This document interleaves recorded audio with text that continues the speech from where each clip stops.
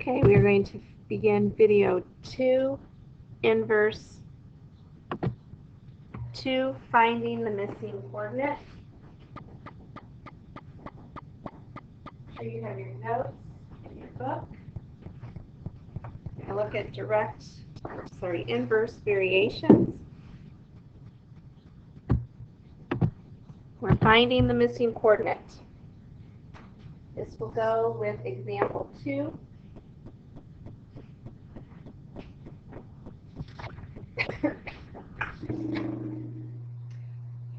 When we have inverse variation, we have two ordered pairs, x and y. Your x1 and your y1 and your x2 and your y2. You have an ordered pair like 3, 5 and 7, -1. Remember, this is your x1, y1, x2, y2. Very similar to the distance formula. When we have the ordered pair, you can take the product, multiply your first ordered pair, and that should give you the same product as your second ordered pair. So, for your formula, you have x1 times y1 equals x2 times y2. Let's try these points, 3, 8, and 2y. So what would I multiply together, Justin? 3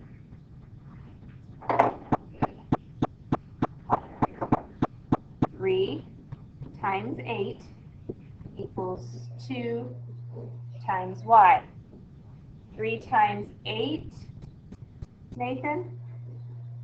24. 2y. So y is going to equal 12. So my ordered pair is 3, 8, and 2, 12. Let's go through a couple of other examples here. Each pair of points is on the graph.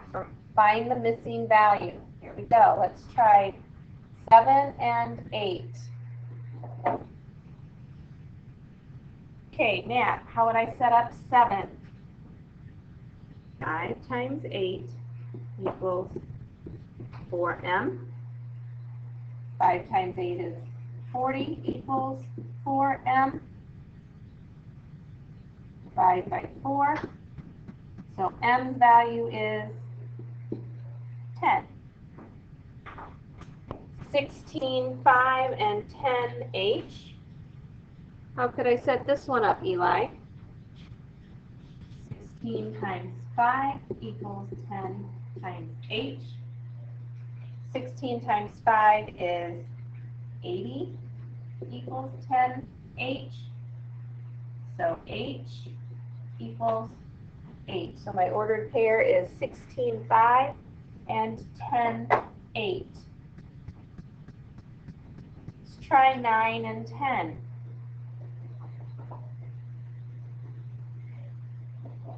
How would 9 be set up? Lila?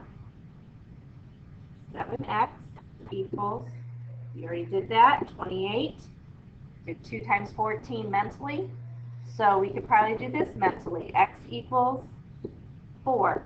Notice how you can tell it's an inverse variation. As x decreased to 2, y went from 7 to 14, the opposite.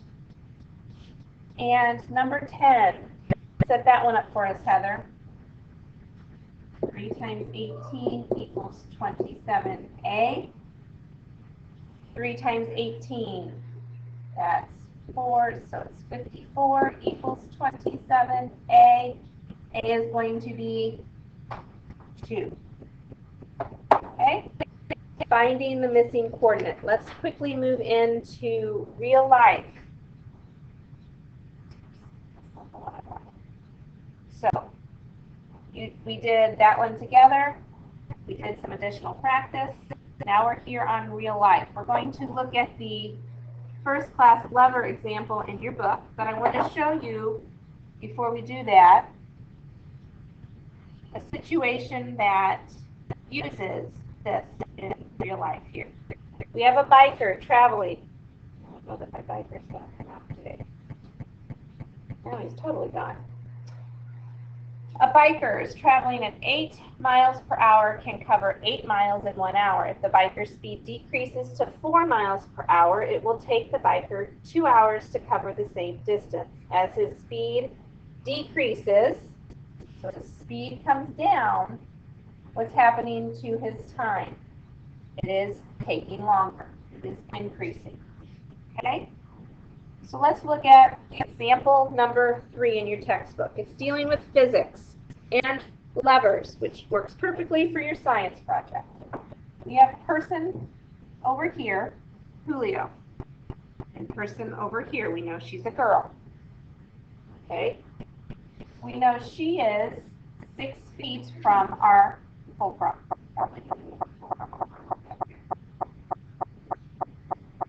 We don't know how far he is from the fulcrum, but we know that her weight is 120 and his weight is 150. Could we have some ordered pairs or a domain and a range that we could set up together?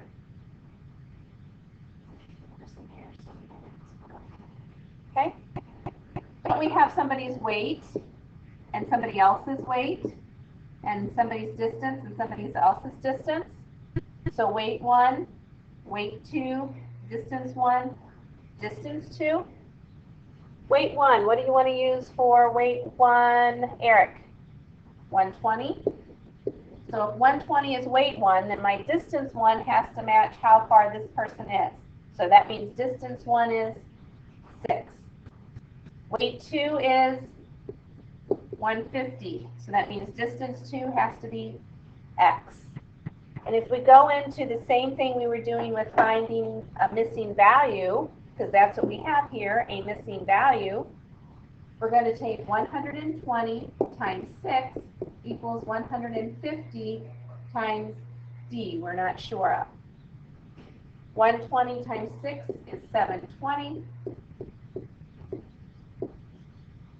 You divide by 150, d is 4.8 feet. You can leave that as a decimal or you can convert it to even inches if you would like.